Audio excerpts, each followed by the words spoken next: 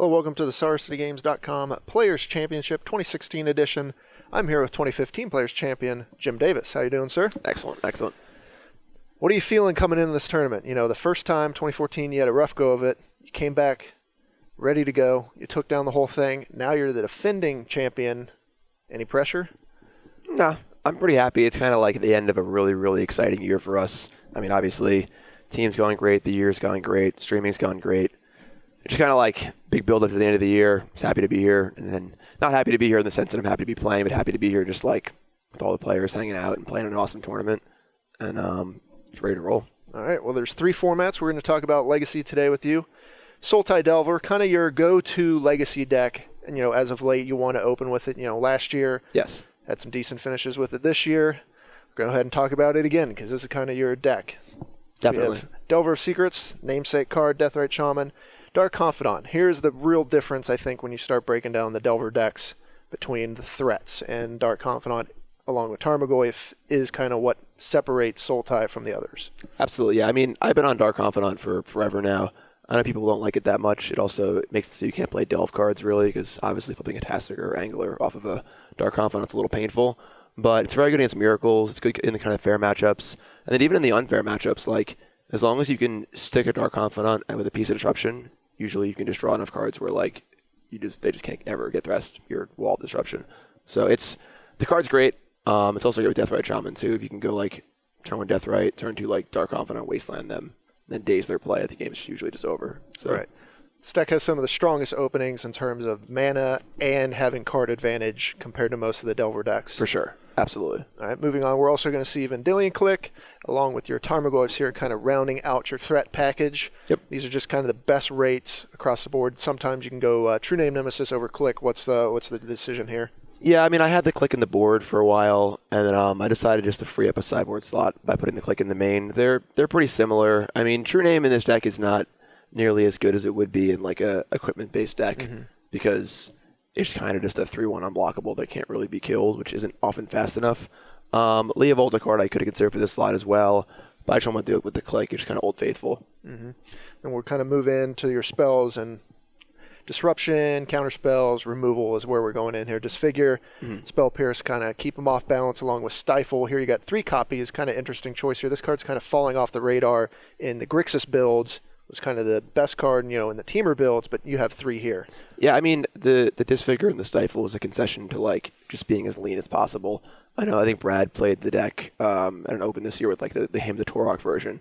And, like, the Hymns are just kind of clunky. It adds more 2s to your deck, and I like keeping the kind of lower base that the Teamer deck has, where you're kind of stifling and you're just playing a lot of 1-mana efficient things. I mean, Disfigure is also kind of like your Lightning Bolt.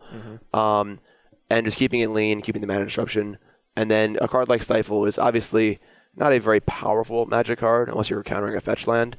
But with like Dark Confidant, you kind of can recoup the cards, and it's just a cheap thing to do to put them off balance. Ponder here going to go along with your other cantrip, Brainstorm, as we see on the next slide. As we kind of round out your blue spell package here, we'll also have Force of Will Days, as you kind of expect in the Delver decks. Yes. Abrupt Decay here, the other reason you're playing Sultai, because a lot of decks, you know, have access to black for, you know, Cabal Therapies or different kind of removal spells or Lightning Bolt. You're playing Abrupt Decay, kind of answers everything. Right, yeah, so we can actually kill Tarmogoyf, whereas typically the Grixis and Teamer versions of it I can't, which is pretty good. It doesn't kill Gurmag Angler, which just can be an issue, but with Disfigure you can often beat it in combat. You can just counter it if possible, and we have sideboard answers for that as well. Sure. Going through the rest of the deck here, we see these are all kind of regulars. Then we hit the mana base. All these Delver decks are just running a boatload of blue fetches. And then, of course, you have Underground Sea, Tropical Island to play your spells. Wasteland, you're a Delver deck. Yes. Yeah, it's interesting, actually, because typically with your fetch land split, me and Andrew were discussing this, you want to try and choose deceptive fetch lands. So, for example, in this deck, you could play, like, Flooded Strand and Scalding Tarns, because it doesn't matter what blue fetch land they are, all that matters is they're blue. But with deck lists being public for every round of Legacy, the advantage to be gained there is pretty much irrelevant. So it's better off to go 2-2-2-2 or 2-2-2-2. So if someone like wants to Pithy Needle you or whatever, in some random corner case scenario, it's a fun little we've very minor thing. Covered that with anyone playing Legacy basically has come to the same conclusion. You know, we all need a bunch of blue fetches. We just want to spread the difference as much as possible to try to avoid any shenanigans with just random corner case cards. Right.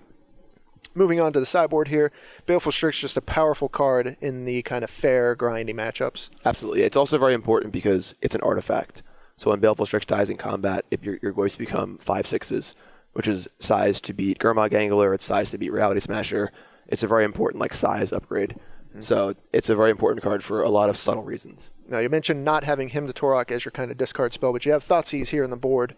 1 mana, keeping to your lean kind of build. Right. It's also nice because, against the combo decks that are trying to beat your counterspell package with things like Xanted Swarm or Defense Grid, you just Thoughtseize them and, that they're kind of oh, no, and so it kind of has a second angle of attack. You don't want too many of that effect because, discard and counterspells is usually not a good combination, but it's enough to kind of throw them off of their anti-counterspell plans. Sure. Surgical Extraction, your Graveyard Hate as we kind of move on to the rest of the cards here.